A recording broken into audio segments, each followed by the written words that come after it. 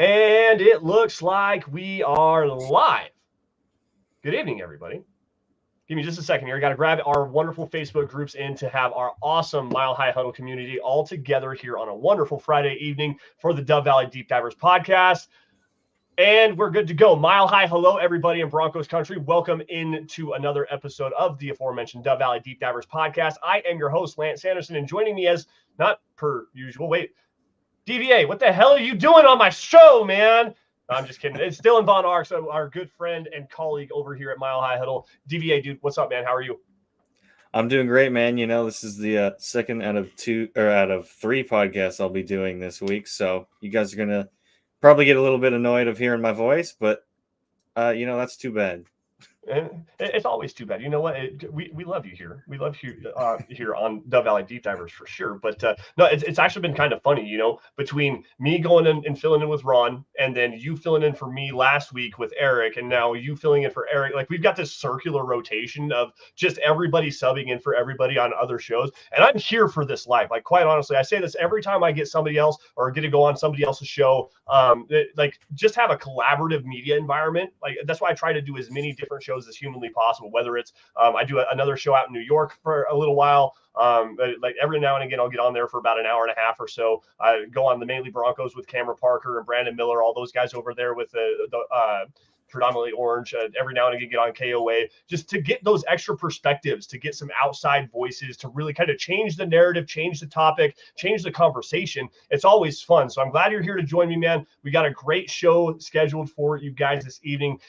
If you guys pay attention, milehighhuddle.com, Dylan Von Arx is currently going through his key position battles for this training camp season for the Denver Broncos. We're going to go through all of those live tonight here on the Dove Valley Deep Divers. We're obviously going to start off with the quarterback position, working through all the offense, working through all the defense. Going to be kind of a rapid fire discussion here. So guys, if you have any questions, please make sure you get them in with super chats, stars, donations. There's the easiest way for us to see them in the comment section. But if not, any questions you guys have, we will definitely grab them for you. Now, Dylan, your quarterback article is up. I haven't got a chance to check it out yet, but I kind of explained this to you. The way that I want to go about this conversation is let's talk about the key position battle. Like obviously right now, Bo Nix is the rookie in the room, number 12 overall pick. You've got Zach Wilson, you've got Jarrett Stidham. Those are the guys that are battling it out for this quarterback room right now. But what is the more important battle? Because Nix, I believe, is going to be the starter. I think that there's no way outside of him really proving to Sean Payton that he is not the guy. He is going to start this season as the Denver Broncos starting quarterback. So is it the battle for the starting position, or is it the battle for the backup position that's most important to you? For me, it would be the backup because, like you mentioned, and I totally agree with you, I think Nix is going to be the starter. I don't see why you hype him up. Hey, supercomputer brain. He makes these quick throws. He's got all his experience. And then you're like, well, actually, we have to sit him for a little bit. Like, no, that's BS to me. I don't really care for that. And I got a reply on Twitter saying like, oh, well, you and Luke don't know football and what a football coach's mind is because he wants to win and that's all it's about. And I'm like, well, I think this is a development year. And I think the only way you get development from a quarterback, especially rookies with as much experience, like I said, as Bo Nix, get him out there, get the reps. Like, I don't understand. Peyton Manning was saying it the other day at some conference he was at.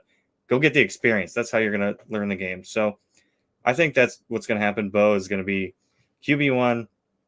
And as for the backup spot, that's where I'm really looking. And I think Stidham probably has that locked up. He's been a year in the system. We've been hearing how good he is in OTAs and, as much stock as you can put into OTAs. I do like some of the tools that Zach Wilson has. That arm is great. He's got some mobility, but it's up here that worries me. It's a similar situation with the Jets. So you have Sam Darnold in that organization just ruining him, whether he was going to be a superstar or not. He didn't really have the best chance of that, and he sat a year in San Francisco. Now he's got a job with the Vikings, so could see a similar thing with Zach Wilson. Maybe he's that third quarterback, maybe practice squad.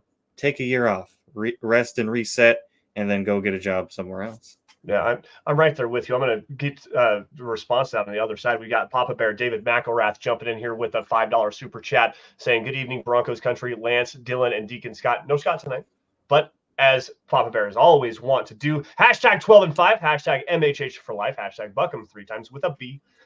Denver Broncos for life. Bo knows Knicks for 6. Thank you, Papa Bear David McElrath, for joining us. Thank you all for joining us. Zach Powers in the house, Daniel Barry, David Youngkin, a lot of the usual faces. It's kind of a slow evening tonight. So get in the chat, guys. Get us some questions so we can make this a full, well-rounded Broncos conversation. Now back to the Sam Darnold. I'm glad that you brought this up because I don't know if you saw this. I think it was Jeremy Fowler or Tom Pelissero, one of the guys, one of the major media guys, put out a report, I believe it was late last week, talking about the Minnesota Vikings and Sam Darnold, saying, don't be surprised to see Sam Darnold win the starting job coming out of training camp because he has 6 years of NFL experience. He's still young, still learning. He's a valuable stopgap option, went through quarterback rehab with the San Francisco 49ers last year. They just gave him, $10 million a year, I think, on his contract.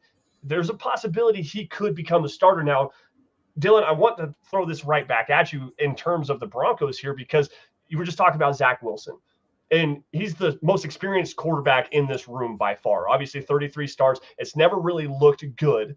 But if Bo Nix, for some reason, kind of struggles out of the gate, maybe don't throw him to the Wolves, let him, kind of learn a little bit more. Does Zach Wilson appease you more as the backup quarterback than Jarrett Stidham? Or are you thinking the guy that knows the system in Stidham, has been here for a couple of years now, is going to be the guy that wins that job?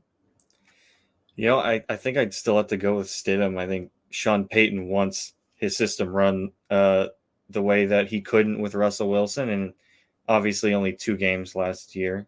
It was 2 games with the last 2 games, Stidham last year. So, obviously he didn't get much run with the ones. He was the backup, and he only got 2 games worth. So, rocky as expected. I don't think anyone expected fireworks, but I think that just might be where Sean Payton's head's at, and I tend to agree with, hey, I just want to run my system and see how my guys that I've brought in through now 2 draft classes and 2 free agency classes, I want to see how they all mesh in my system instead of maybe trying to do a reclamation project with someone who might not have it between the ears completely. Yeah, I don't disagree with that, but I think the one thing I'll counteract with that, I'll rebut against that, is Sean Payton is also one of the guys that made the decision to go and get a Zach Wilson, trading a 6th-round pick for Zach Wilson and a 7th in that little pick swap at the tail end. And I believe that 7th-round pick is a 2025 pick, so it wasn't even this year's pick, if I remember correctly. I'm off the top of my head here. Regardless, though, he went out and got this guy as an insurance policy for the most part. And I think that the tools are there. And if you can rely on anything at the NFL level, and I know this is like a crazy, dumbass argument. Eric's going to slap me down for this, but those tools are going to translate eventually. You're going to figure out something. Jarrett Stidham, while he operates within the offense well enough, we saw that last year. We saw what it looked like with him. We haven't seen it with what Zach Wilson looks like. And obviously OTAs, minicamp, we're not there to see that. We hear all the reports where Wilson looks erratic, Jarrett Stidham looks like the best quarterback out there, yada, yada, yada. I don't really give a damn. Let's get to camp first and really see what happens in these preseason games. But I think if you can get Zach Wilson to really understand what's going on, that talent is going to trump everything in that quarterback room. He's got the most live arm. He's probably the best athlete of any of those 3 players as well. So I'm holding out a little bit of hope here, but also because I'm a huge Zach Wilson fan. And I actually had Zach Wilson quarterback 2, and I had Justin Fields as quarterback 1 in that draft class. Trevor Lawrence was quarterback 3 for me, which, I mean, it just goes to show how terrible of an analyst I am, because both of those guys, both of my top 2 guys have been traded, and Trevor Lawrence just signed a $257 million contract, so, or whatever the hell it was. But no, I think there's more of a conversation for the backup quarterback. I definitely agree with you on that one. And I think that it's obviously going to be Nix to me. Like I said just a little bit ago, I think that Nix is really going to be the starting quarterback. They're going to throw him out there. Again, 24 years old, 61 career collegiate starts, and all that experience. He fits within what Sean Payton wants to do. And Sean Payton also said right after the draft that even if J.J. McCarthy was available for the Broncos at number 12 overall, they were still taking Bo Nix. Bo Nix was their guy. So just reading between the lines, reading the tea leaves and whatnot, I think that Nix is going to be the guy. We got Phil McLaughlin jumping in here. Good evening, Lance and Dylan. So you guys think Forsyth or Wattenberg will be the starting center? Any chance we get someone later? Hashtag Buckham, hashtag MHH for life, hashtag Broncos for life. We can skip to the center position here, Dylan. What do you think? Well, it's tough because you haven't seen a lot of starting experience from any of these guys outside of Mustafa, and I don't necessarily love him to be the starter. I guess I lean more towards Alex Forsyth. Obviously, it's been a couple of years since Bo Nix was taking snaps from him, but there is some chemistry there, and I know that George Payton specifically listed his name a few times after the season when there was talks of, oh, where's Lloyd Cushenberry going to go? Is he going to come back? Are we going to, So personally, I would go with Alex Forsyth, but I've heard some good things about Wattenberg as well, which kind of surprised me a bit, but we'll have to see how that shakes out. What do you think? So to me, I think this is a job for Alex Forsyth to win just outright. And it goes to a part of something that I was talking about with the Broncos after they drafted Bo Nix. The next priority for me wasn't Troy Franklin in terms of the receiver. It was trying to go and get Jackson Powers Johnson, the center from Oregon, as soon as they possibly could. First off, the dude's a badass. He's built like a brick, what house, and is just an amazing, powerful player. He's very heady, very smart. Forsyth wasn't quite that kind of a prospect, but he did start a full season at the center position with Bo Nix as his quarterback. So to me, you've already got that chemistry between those two guys. And they also said, so Sean Payton, George Payton at the post-draft press conference, when they were talking about Alex Forsyth, when they drafted him, I believe in the 6th round last year, they said that, this guy, we value him as a starting center in the NFL. He's got to grow. He had to get healthy. That was another big issue, was there were some injury concerns there. But with him learning the game, being comfortable with a guy like Bo Nix, I think this is we're going to shoehorn Forsyth into the starting role to at least start camp, because Wattenberg, while I liked his play, I liked him better at guard than I did at center. He moves a little bit better to play at guard.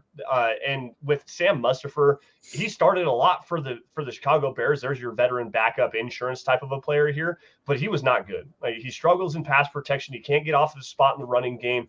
He doesn't run out to the next level and engage linebackers as much as you want to, especially for an inside zone team.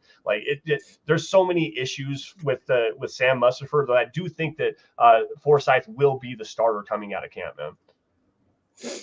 Yeah, and that's solid reasoning for that too. It's just it's an interesting battle because it's just not very big names, and that's kind of scary, especially with a rookie quarterback that we mentioned taking snaps. So we'll just have to see how that works out. Yeah, I'm with you on that one. And I guess the big thing here is just, we watched Lloyd Cushenberry have a huge year last year, and it was always a big issue with the first couple of years. Lloyd Cushenberry was just giving up the A gaps in pass protection. I think Forsyth has enough weight in his ass that he can actually drop his anchor and really hold up. And I think Wattenberg moves a little bit better, so that's where I'm going to lean those two guys in terms of the center battle for this season. Those two guys are going to be far and away ahead of Mustipher. I think that he's just kind of again, the veteran insurance policy. We've got a guy with some experience. Let's see what happens moving forward. But I think Forsyth is really the guy that they want to step into that starting center role this year. Let's go back 2 places behind the center position, not the quarterback. We're going to go to the running backs. And obviously, this is a fun one because we've got fan favorite Javonte Williams in the house. We've got, obviously, the new rookie draft pick, Audric Estime, coming out of Notre Dame. You got Samaje Perine, Jaleel McLaughlin, the explosive little jitterbug guy. They went and got Blake Watson from Memphis as an undrafted rookie free agent. Kind of a similar player to Jaleel McLaughlin, but probably better. You've also got Tyler Beatty in there as well, who just continues to stick around as a practice squad guy for a couple of seasons now. The big thing here, Dylan, is that you've got 3 players that are big, bulky, bruiser type backs in Estime, Perine, and Javonte Williams. And there's a lot of rumblings. At least Eric and I have talked about it multiple times here on DVDD, saying, Javonte Williams could be the odd man out in this front because you've got Samaje Perine with some money on his deal. You've got the rookie in Estime. Do you need that third bruiser back? Is that going to be the odd man out, or who do you think is the odd man out of those 3? It's tough because I go back and forth on Javonte Williams. The knee scares me. We'll see Just how if he gets that explosion back, because you kind of saw it with J.K. Dobbins with a similar injury. Yeah. And he re-injured. I don't know if it has to do with not trusting that knee as much, but it's that and something that doesn't get brought up, I don't think enough, is Javonte Williams. His vision sometimes is just not there. He's not picking the right holes. And as for P. Ryan, he didn't really show up as a runner last year. He was a better receiver than he was on the ground. And you kind of have guys for that if you want to use Jaleel in that role, if you want to use Blake Watson in that role.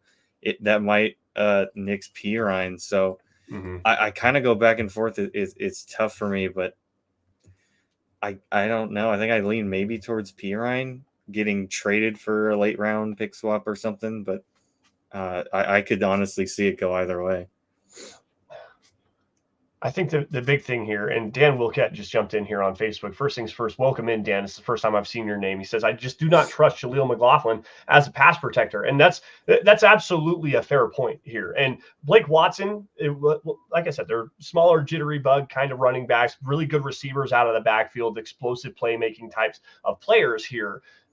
Blake Watson was actually fairly decent in pass protection at Memphis. It wasn't great by any stretch of the imagination. No. But it was at least serviceable. You can trust him to go out there and crack some skulls if you need him to.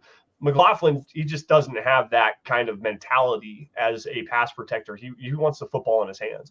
So that might be the real odd man out of this running back room is Blake Watson over Jaleel McLaughlin.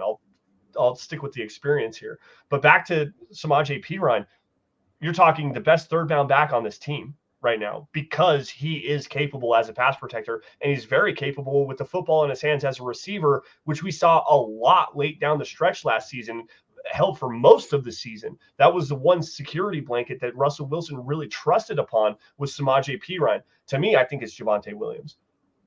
A big part of it is the injury, the way that he wore down late last season, not seeing things the right way. You brought that up as well, not seeing the right holes, being more decisive as a runner and just running into people, trying to create those explosive highlight level plays rather than making the correct one.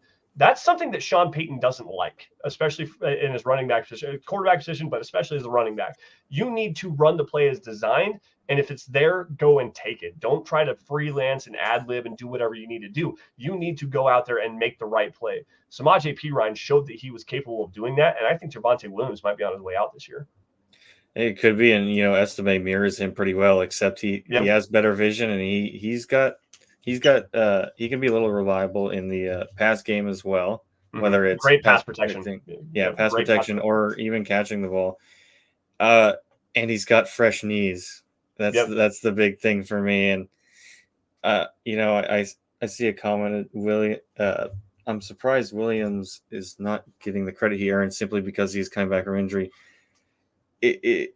He's a running back, and the older he gets, it's not like he's getting any better, especially his running style. He's trying to take on defenders. So, I get it. I do like Javonte, especially that rookie season was crazy. I think he led the league in broken tackles, if I can remember correctly. Yeah. But it's not 2021, it's 2024, and his deal is up after this year. So I could see him being the odd man out for sure. And I think that a bigger thing here, and Dave, thank you for coming with the comment here. Not necessarily getting the credit that he's earned because he's coming back from the injury. He came back from that injury, which was an absolutely devastating injury. It wasn't just an ACL. It was a PCL and an LCL. Like, it was a bad knee injury. And he was capable of starting the season. And I changed my Twitter screen name for a week because I bet it that if Javonte Williams is ready to start week 1, I will change my Twitter handle to Javonte Williams #1 fan because I doubted that he was ever going to be able to do that. Regardless of that fact, what he did was nothing short of a miracle for everything that we know of the running back position and of that particular injury. He came back and he played relatively well for the first about 12 weeks of the season. And then from there, the drop off in his productivity, you could see his legs looked weak. You could see that he looked tired. You could see he didn't have that same burst. He didn't have that same tackle breaking ability. It just wasn't there. And the vision took a serious drop off there. it's not that I don't want to give him credit for what he has done. I also want to be real on the other side of that and say, we still don't know what he's going to look like. Maybe this year with another full off season where he can really get healthy, get back into the weight training, you're not worrying about rehab, not doing your treatments and stuff like that, where you're really just working. That's going to be a big thing for him and his usage this year. I question some things with him behind the scenes. That's a big thing here in terms of the meeting room stuff. Not being able to see it the right way, things that we don't necessarily, without breaking down the tape, stuff you don't really necessarily see all of the time. So that's to me is a big thing. And Loverboy jumps in saying Javonte is miles ahead. Estimate it's not even close talent wise. I actually disagree with this. I think Audric Estime fell because he's an old school style of running back. Javonte Williams has more speed than Audric Estime, but that's about the difference of their talent. They are both bruising running backs that go out and take on contact. Estime's bigger. And I think that the draw for him here is a lot of what Dylan had to say. It's not 2021 anymore, guys. Javonte Williams is 24, 25 years old. Audric Estime is 20, 21. Like he's a rookie in this league, and he has a lot of miles left on those tires. Even after carrying the bulk of the carries for Notre Dame the last couple of seasons, I think he only has like 600 total touches in his collegiate career. Javonte Williams has that in the last 4. Like that's actually not true, but he has a lot more carries on his legs than that. And the knee injury is again another reason why you just have to have that caution to his success at the NFL level moving forward, at least for the Denver Broncos. Yeah, and it's just maybe he's just a victim of circumstance because obviously terrible knee injury on the last year of your deal, and then they draft a guy who mirrors you almost like completely. They might be ready to move on, and let's not forget Sean Payton didn't draft Javonte Williams. I don't know if he'll shed a tear seeing him go. That's the thing. George Payton traded up 4 spots to go draft Javonte Williams before the Miami Dolphins. Shout out to my father-in-law, Tony, because I know that he's still pissed off about that. But anyways, let's go to the outside. Let's go play around with the wide receiver room, which Dylan, you just got done writing an article because Pro Football Focus gave out their position rankings for the wide receiver in terms of all team position rankings. And the Broncos finished, I believe it said 30th on that. Not a whole lot of reason behind that, but the big thing here is just people are going to be so pissed at me for saying this. Lack of talent.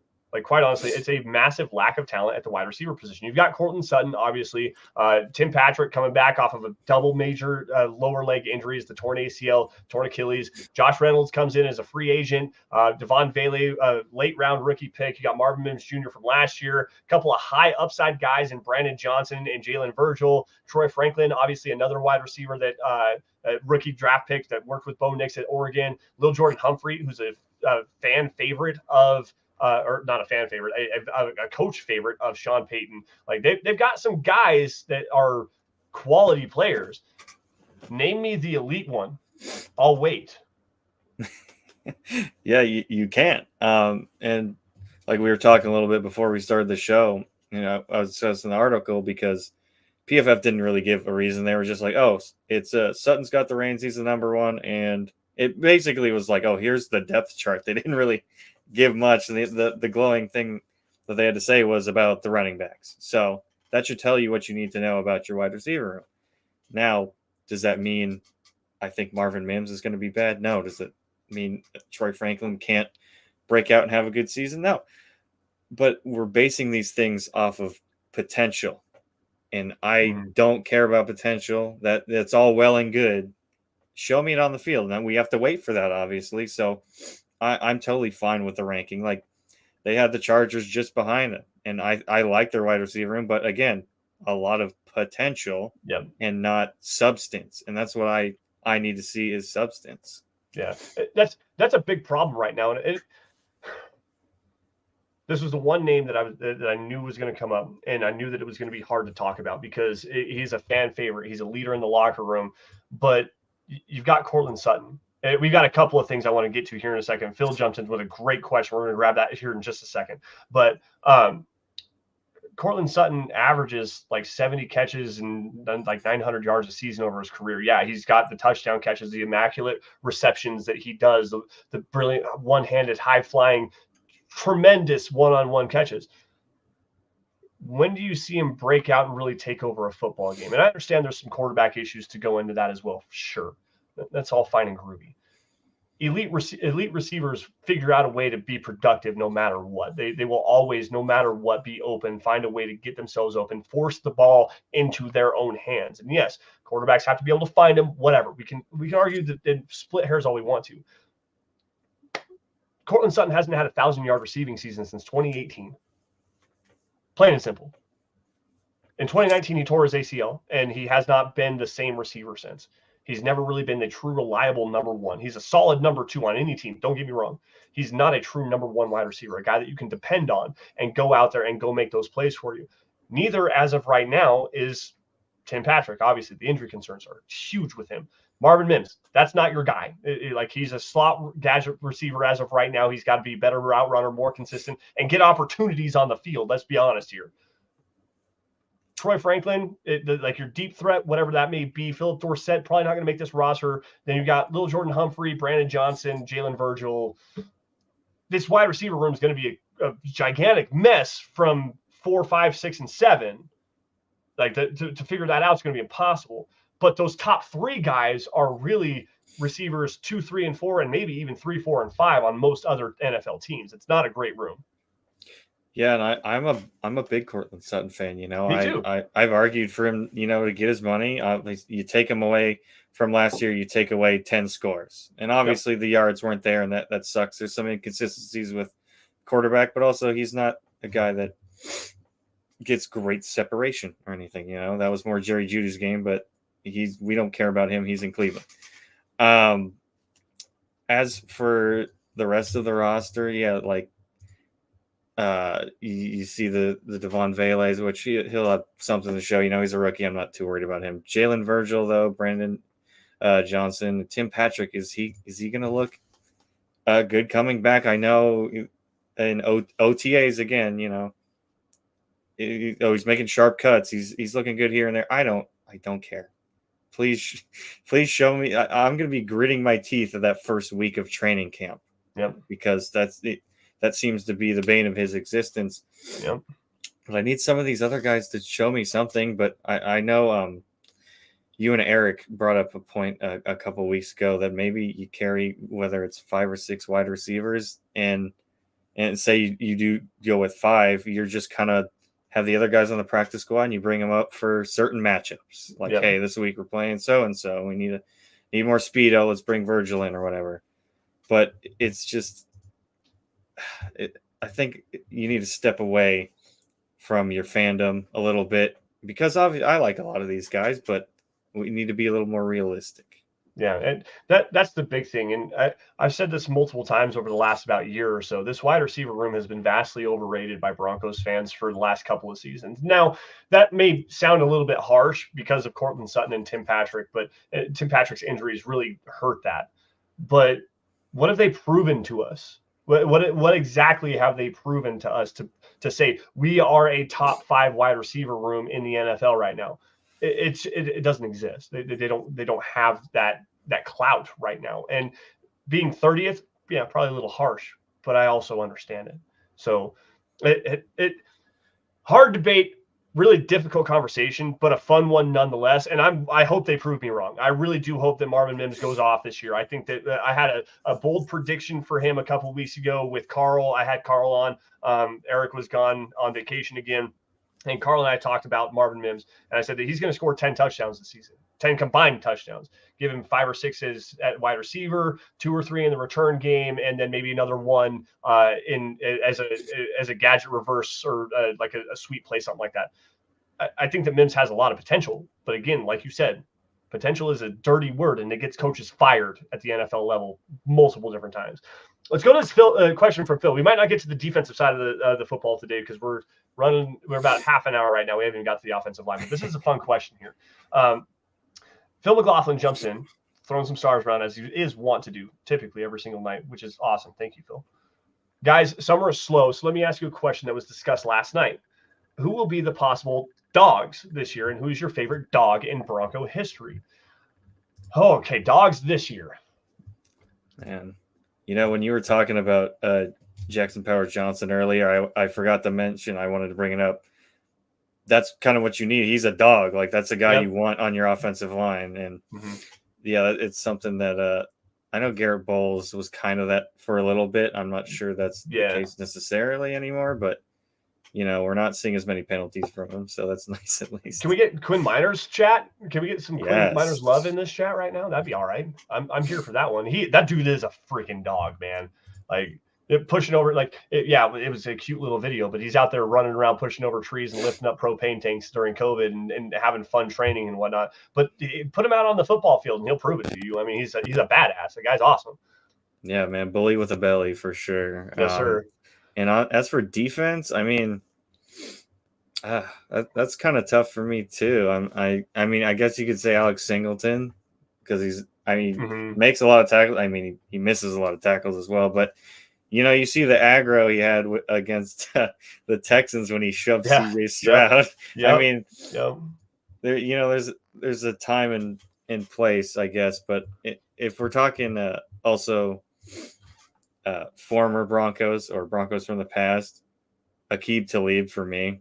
Like, that guy was you hate him if he's not on your team. If he's on your team, you love the hell out of him. But I had a lot of conversations with some of my friends who are Raiders fans and whatnot. They're like, he's so dirty. I hate him. He's all the stuff he snatched, crab cheese train. I'm like, I mean, I get why you hate him, but that's my guy. So maybe don't wear your $50,000 gold necklace on a football field and it won't get ripped off your neck, buddy. Like, exactly. That's my thing. Like, I get it. You guys do your bling and have some fun. This is me and my old millennial take. Get off my lawn, whatever you want to call it. I really don't care. Like, we're out here playing football. If you don't want you don't want your chain snatched off your neck, leave it in your goddamn locker. How about that? No, for me, I think Miners is probably going to be the dog offensively. I really want to see what Estime does. Like, I'm super intrigued by him because of his physicality and what he brings to the field offensively. That's going to be a fun one. Miners Bowles is another one that's always gritty and nasty. He goes out there and does the dirty work. The first guy to come and defend his teammates. Those are probably your three offensive guys. Defensively, I like Jonathan Franklin Myers a lot, man. I think that he's going to have a huge year this year. I'm not going to call out any linebackers. I think that PJ Locke is really going to take another big step forward this year. I'm really excited for his growth potential and for him to take over a massive leadership role. In terms of dogs and like my favorite hard hitting, grinding, just when you think dog, that's what you think, like the hard hitter, just the bulldog mentality. I'm going to go and rip your teeth out, whatever that might be. Al Wilson, Smoke Dog, that's in his nickname, Al Wilson, Smoke Dog. There's that. And then Bill Romanowski, man. It was late. It was early in my life, late in his career, watching Bill Romanowski smack himself in the face in front of JJ Stokes and then spit in his face mask and just the dirty, gritty, nasty that he always played with. That was always fun. The linebacker is really where you need those kinds of players. And as much as I like Alex Singleton, he's not those guys. Like Smoke Dog, Al Wilson was just insane. A freak of an athlete, great tackler, hard hitter. Bill Romanowski, maybe not as great of an athlete, but just heady player and didn't take any bull crap from anybody. Like, that guy was fantastic to watch. And most people will say, yeah, he's a dirty player that used steroids or whatever. I don't give a damn. That guy was awesome. I think you'll agree with this. I wish the division rivalries, I wish they really hated each other still. Everyone seems a little too cordial these days. And I get the rules are different. You can't hit guys as hard, or, you can't breathe on the quarterback anymore, but there's just not that genuine hate for another team anymore, besides when you see probably the Ravens and Steelers play. But beyond that, it's the spark's really not there anymore. Yeah. I'm with you. Free agency and the money change and the way that teams are moving around, they really don't take that. I mean, the fans hate each other more than anything. And that was a fun conversation because I believe it was Alex Singleton was talking about like his time in Philadelphia as an Eagle. He's like, we don't give a damn who you are. We don't I don't care that your name is Alex Singleton. You're wearing an Eagles jersey. You're an Eagle. And when you're gone, that Eagles jersey remains an Eagles jersey, and you're not on this team anymore. But like fans, this is their team. This is what we eat, breathe, sleep, live, and everything we do is about Broncos football. And in this case, the Philadelphia Eagles. Like Singleton was like, yeah, those guys are fanatics and they're crazy about you. But when you leave, they don't give a damn who you are or where you came from or any of your life story. They just care about what happens between 53 and a half and 120 long. Like that's really what they care about, was just the football performance and whatnot. We got a couple of really good ones in here. We got Dan Wilkett coming in saying Tim Patrick's a real dog. Chase Wellner saying apparently Malcolm Roach is pretty feisty. He's that new interior defensive lineman, nose tackle. We've got JL Skinner from William Catalano. That's a sneaky pick, but I don't know that he's going to really have a huge impact defensively this year. Steve Atwater, obviously, Ernie is a huge one. William Catalano saying Romanowski was captain of Sano, the ultimate dog, Carl Mecklenburg. Good shout outs, guys. We definitely appreciate that. And yes, as Dan Wilkett says, true Raider hater for life. LOL. Yeah. Certified. Certified Raider haters. There's a reason why I picked the Broncos to beat the Raiders 2 times every single year, because I almost said it. I freaking hate the Raiders with a burning passion the size of 10,000 suns. So, that was a fun conversation. Thank you, Phil, for bringing that in. That was great. Let's get back to this player roster. Try to get through as many of these as we possibly can. We got about 25, 24 minutes as of right now to burn through as much as we can. Tight end position. What's the big battle here? I mean, there's nothing really inspiring. I mean, is it the battle for the fourth tight end on the roster? I was just gonna say, I was like, is someone gonna unseat Nate Adkins there? Because I mean, Troutman's the guy there. You know, Lucas. I say the guy kind of jokingly, but you got Lucas Crowley's getting some hype. Another thing with me, hey, I'll believe it when I see it in camp. But you know, to hear anything good come out of the tight end room is a plus, because it's kind of an uninspiring group. If Greg Dulcich could stay healthy, I'd say otherwise, but that's just not been the case. So, I mean, I'd have to even look at the practice squad. I can't even, off the top of my head, think of who's coming to take Nate Atkins' job. So the one that Eric has always brought up whenever we talk about the tight end position is Thomas Yasmin, the undrafted rookie free agent out of Utah. Says that there's some high. I haven't got a chance to watch him yet, and I need to go back. So I'm going to do film breakdowns of all the rookies, and we'll get those throughout the rest of this month and part of the first part of July. I'll get you guys film breakdowns of everything, at least the drafted rookies anyways. But he always brings up Thomas Yasmin as this player that's a quality blocker. He can come in and hold his own, has enough athleticism as a pass catcher that he can really kind of be, maybe if he's not tight end 4, he's your practice squad player. So like that might be the one. I think Lucas Kroll is really the big one to watch, and I'm only basing that off of what Sean Payton has said. Like, you know, people are going to know who is number 85 in Denver. Oh, okay.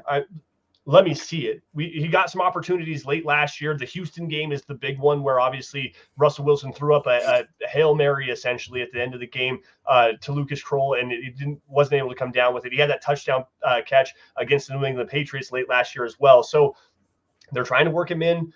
I like the athleticism. He's definitely got the skill set to play at the NFL level, but does he have the overall match it all together and bring it all together ability to play at a high level? That's just remains to be seen for me. Yeah, and back to Yasmin, I believe this is right. I think he has a rugby background as well, so maybe I think so. Yeah, maybe he might be a dog, man. Maybe we get a tight end who's hard nosed. But let me pull his player profile, because I think that he is. And of course, it's not going to pull up now. I think he is one of the players for the NFL International Player Pool. So I think that is actually the case. I could be wrong, so don't quote me on that. But I do believe that that's the case. Yeah. So I mean, different skill sets from different sports. We'll take it. Anything we could throw at that tight end room at this point is a plus. And Dan comes and says, "Why can't Denver just cut Troutman? Really, what does he bring to the table?" I actually think Lucas Kroll is going to slay this year. I think they don't want to cut him because who else did they have?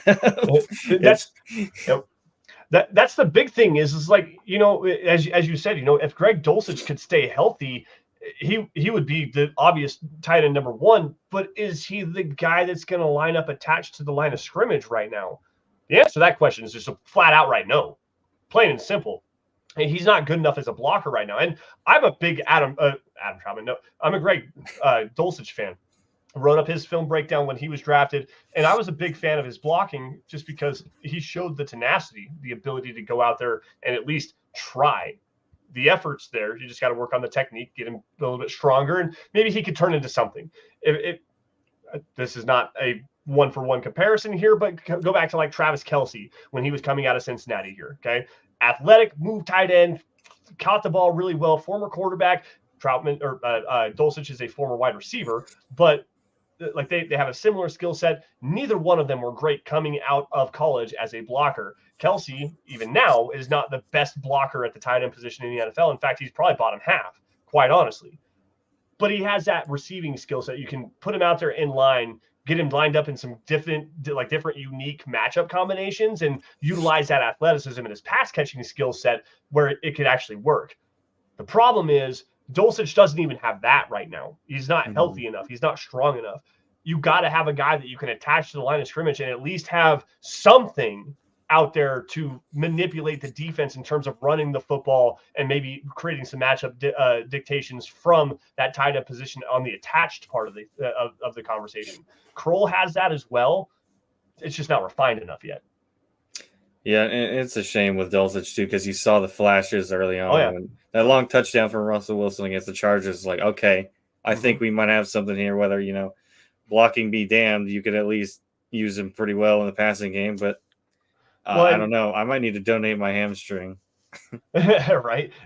I wish I was a cadaver, damn it.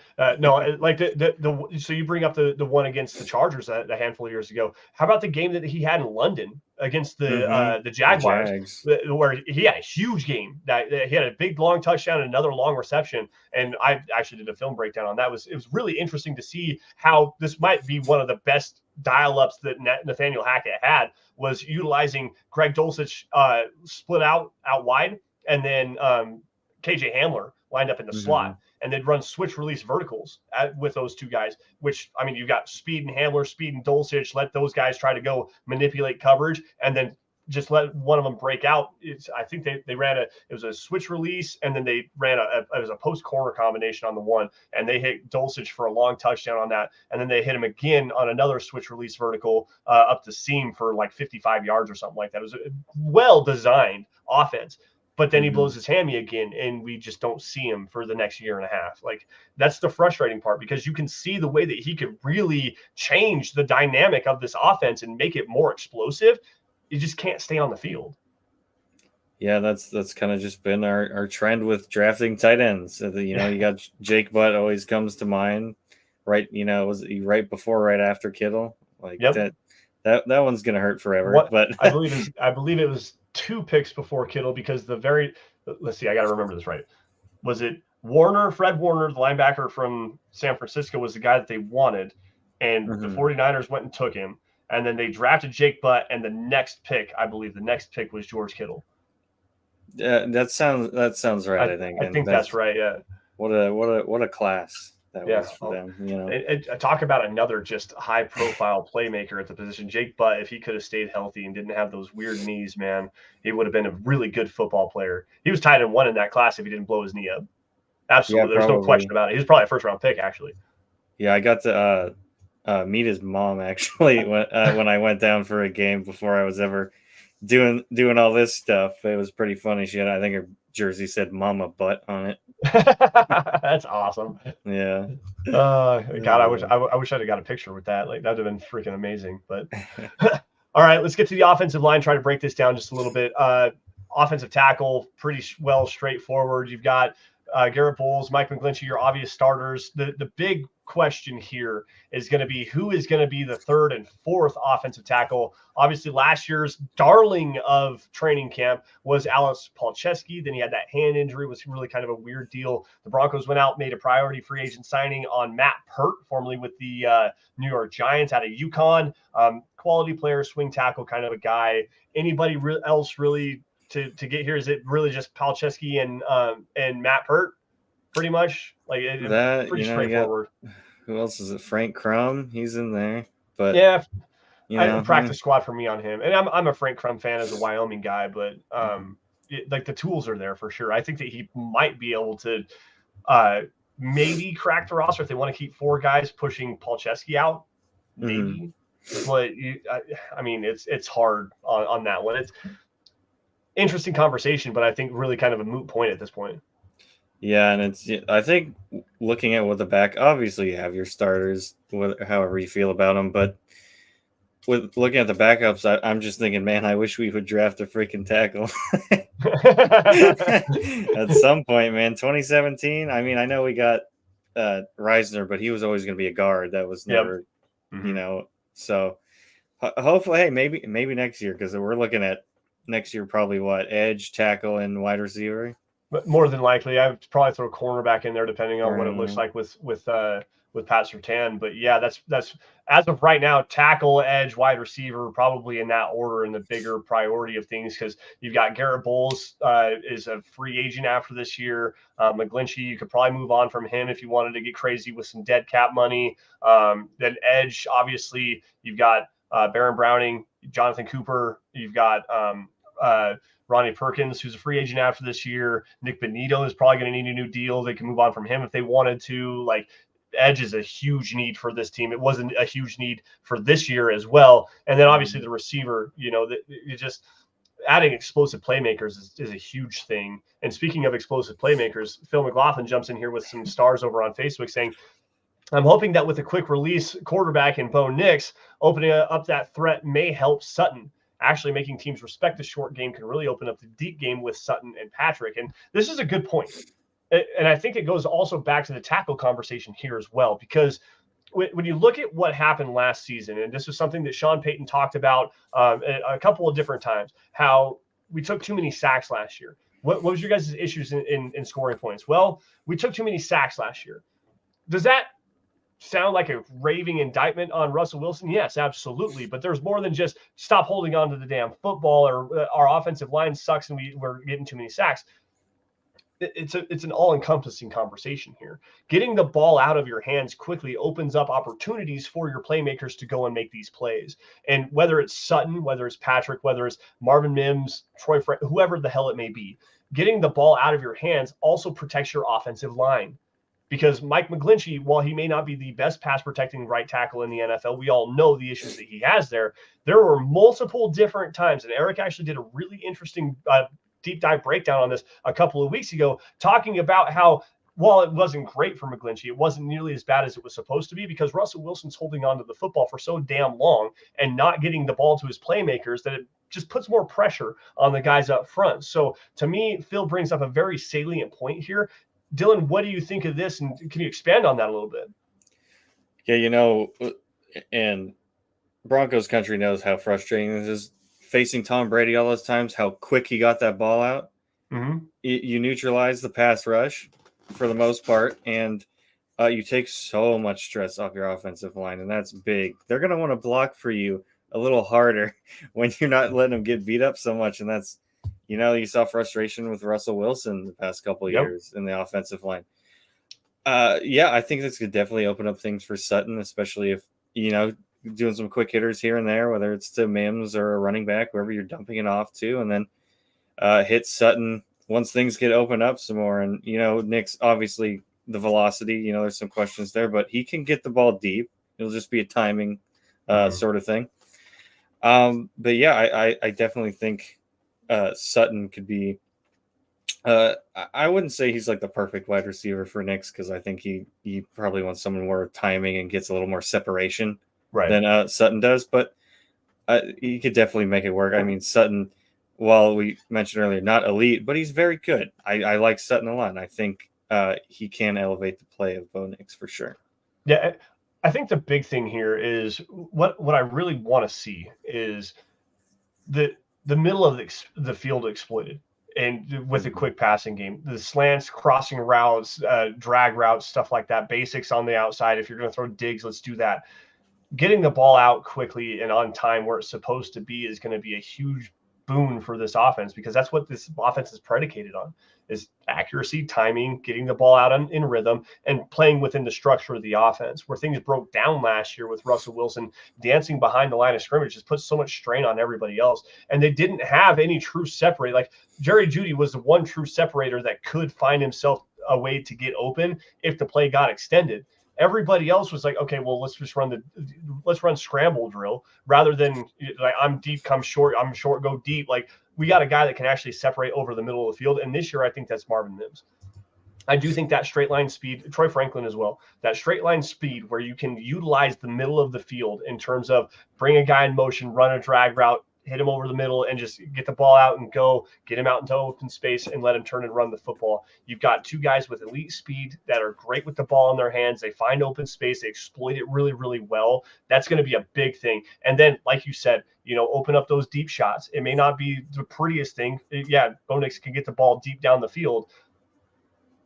You got guys in Cortland Sutton who can go and make those plays for you. Tim Patrick has shown reliably that he can do that as well if he's healthy. Like, they've got guys where there's a good mix and match of talent. Is it elite talent? No, I don't think so, at least not right now. But there is a way and a pathway where you can see this offense take a couple of next steps forward if it's run the way it's supposed to be ran, with the quarterback getting the ball out of his hand. I can't even remember what it was like for a quarterback to work the middle of the field. It's these past 2 years have been pretty rough with Russell, It's been horrible.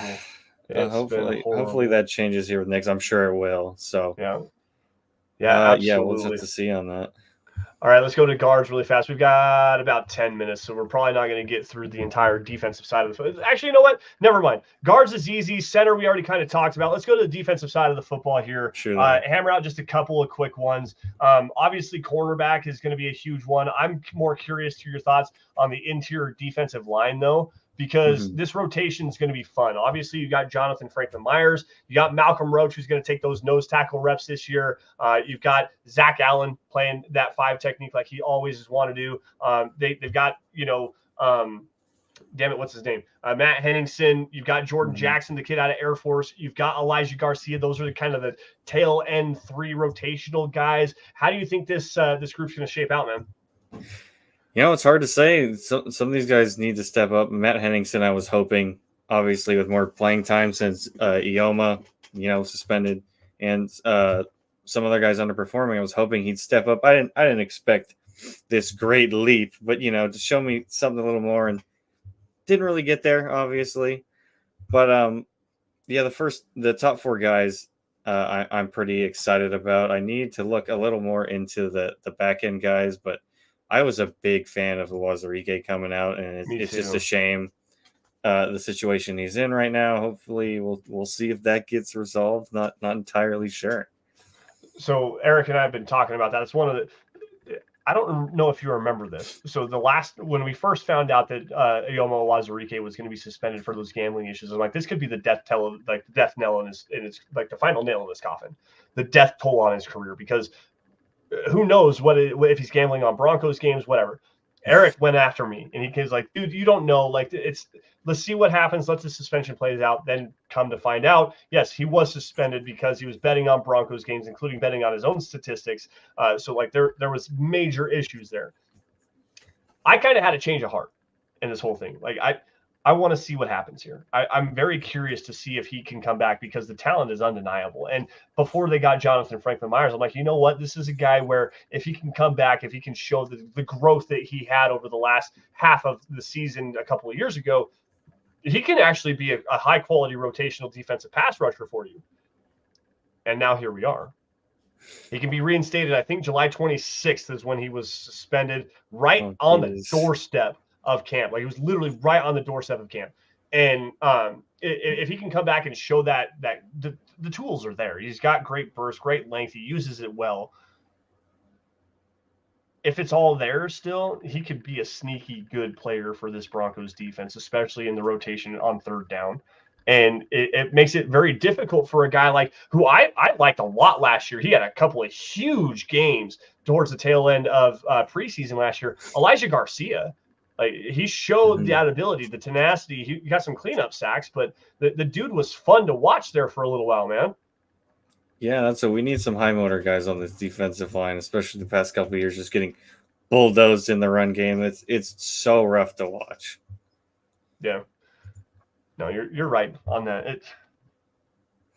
I think they're getting better against the run too, because Jonathan Franklin Myers is a hell of a run defender. Malcolm Roach, hell of a run defender. Matt Henningsen, for what his shortcomings are, is a good run defender. Like if they can get better along the interior, let Alex Singleton go to work. Cody Barton does a good job coming forward. Don't turn his back. He's literally called Mr. Backside, by the way. That's the nickname running around the NFL is Mr. Backside because he shows his backside to everybody.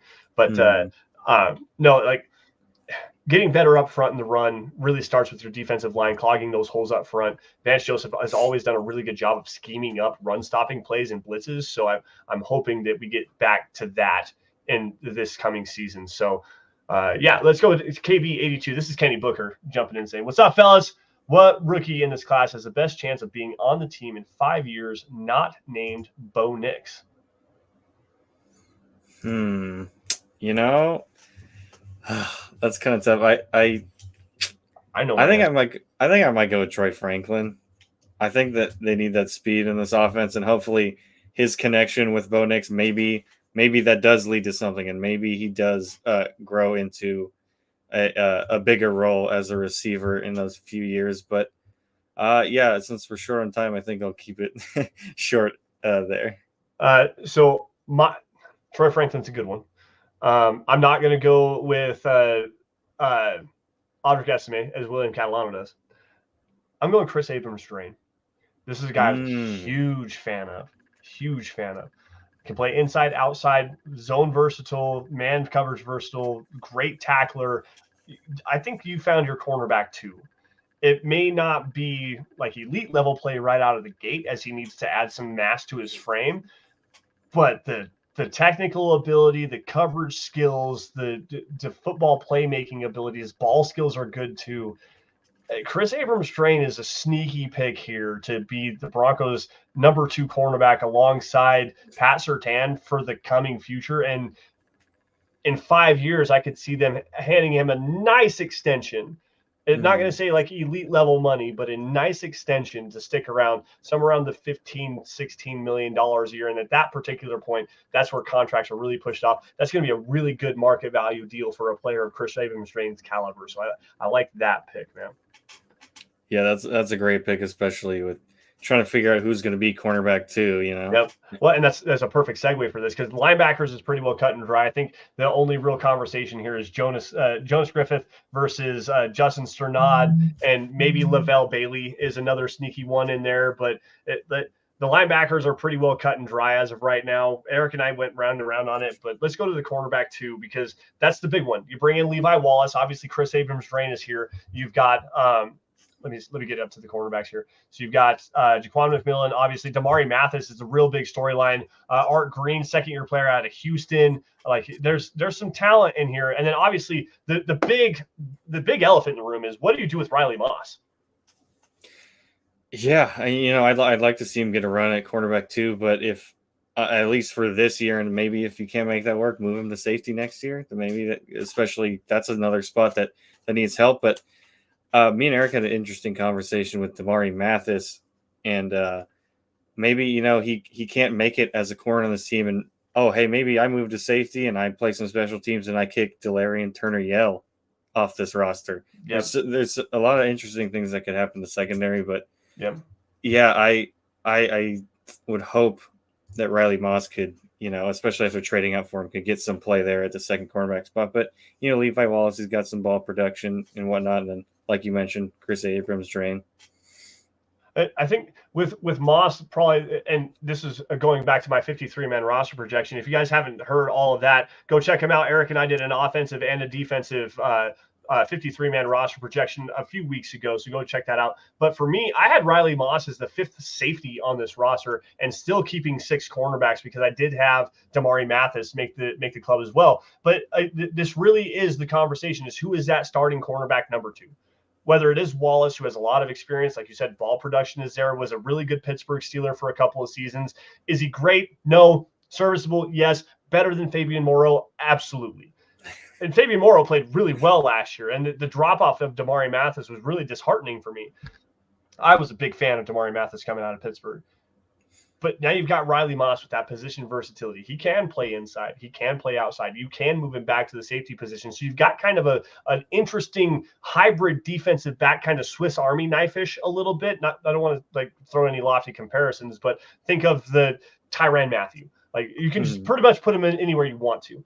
Like that's the player that you have here in Riley Moss. Does he get that run at cornerback too? That's really the big question, because I do think that battle right now stands as Levi Wallace versus Chris Abrams-Drain. I do think that is the case. Yeah, and defensive backs coach Jim Leonard's probably licking his chops right now. He's got a lot of versatile pieces to work with, and obviously, I mean, I'm down on Vance Joseph as is most people, but he's got a background with DBs, so it'll be interesting to see who comes out on top, whether it be safety or corner. Yeah. The cornerback position, safety position, this defensive secondary is going to be really fun to kind of nitpick and work your way through, because I don't want to say that there's a lack of talent. There's not a lot of great talent. There's very good players in this roster, but it's all, again, Levi Wallace on most teams is cornerback 4. You've got Surtain, who is the golden child. He is cornerback 1 in the NFL, best cornerback on the planet right now, plain and simple. Levi Wallace is cornerback 4 for most other teams. He was cornerback 2 for the Steelers through injuries, if I remember correctly. Chris Abrams-Drain, undrafted rookie. Damari Mathis, as Dan Wilkett, this is a good part to come into this. Why do some players do good in 1 year like Mathis and then fails the next? Because he got targeted. When you have the best quarterback in the NFL in Pat Surtain on the other side, who are you going to throw at, Surtain or the next guy? And Mathis struggled because his technique fell off. The defensive scheme change wasn't a great mix with him. They need to have him impress man more often. Like there's an issue here. Like so many different factors factor into this thing. But Mathis, again, is he a cornerback 2 in the NFL level, or is he cornerback not 3, because that's typically your slot nickel guy? Cornerback 4, the backup to the backup. Is he or your primary backup? Is he quarterback 5 on most teams? Chris Abrams-Drain, I think that he has the goods to be a quarterback to a really good one in this league. Where is he at right now? It doesn't mean that in 5 years he's not going to be a quality player. Where's he at right now, coming into the NFL, where quarterback is one of the most difficult positions to translate from college to the NFL game? Yeah, a lot of these guys are going to have to become fluid in special teams if they want to make this team, because and like, it's hard to say with how special teams is too. Are we going to see less DBs and wide receivers? We might see more linebackers and running backs, edge rushers. Yep. You and I actually had a really fun conversation about that before we went live. Like the figuring out the special teams with the new kickoff rules is going to be a really weird way of going about the dynamics of building a roster. And it makes it a lot more fun, quite honestly. I can't wait to see how this is really going to play out. I can't wait to see the new kickoff rules in action. I mean, if you watched it at the XFL level, that is what it is. XFL level exists for a reason. There are players who, while this may sound harsh, they're not good enough to be in the NFL right now. They might have the skill set to be able to translate to that, but it's not the same. This is NFL football we're talking about here, not college, not XFL, not high school. NFL football is really the be-all, end-all. So at that particular point, finding out what this new kickoff rule looks like is going to be very, very fun for me. I'm very excited about that. And the way it's been explained to me through multiple different people, but including Eric Galco, who was one of the big guys at the XFL, USFL level. I believe he's the Shrine Bowl, the East-West Shrine Game, one of the scouting directors for that. He had a great breakdown on it a handful of weeks ago on Twitter. You go check that out if you get the opportunity to. But anyways, guys, with that, we are at our hour here. Thank you all for joining us on the Dove Valley Deep Divers podcast. You all need to make sure to follow us on Twitter by finding me at LanceS_MHH. And for Dylan, at Dylan Von Arks, MHH. While you're at it, guys, make sure you guys are following at Mile High Huddle. That is the mother account where you guys get breaking news and analysis regarding your Denver Broncos, film breakdowns, courtesy of me, Eric, anybody else who wants to do those. But we'll get those up there as soon as we possibly can. Opinion articles, anything regarding the Broncos, you're going to find it at Mile High Huddle and, of course, at milehighhuddle.com. If you guys are financially able to do so, go to mhhmerch.com, guys. Get yourself a hat, a T-shirt, a coffee cup. There's a face mask. You've got a onesie for your baby if you want it, something for the doggos, something for the guys, for the gals, kids. It's all there. mhhmerch.com. Great way to support the show. You get one of these Dove Valley Deep Divers hats. They're freaking awesome. Very comfortable.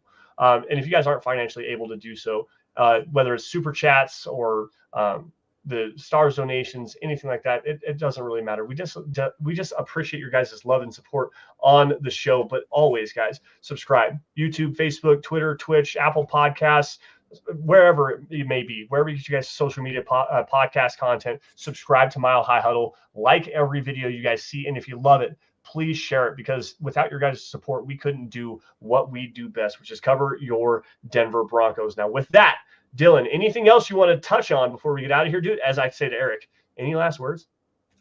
No, just happy to be here, and thanks for showing up, guys, and allowing me to yap your ear off once again. Don't worry, I'll be doing it again tomorrow night on Orange and Blue View with Ron.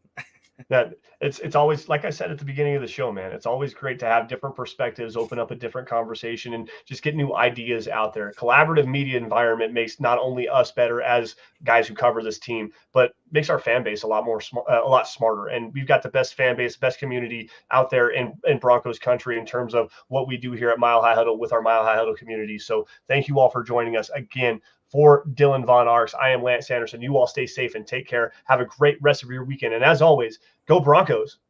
Go Broncos.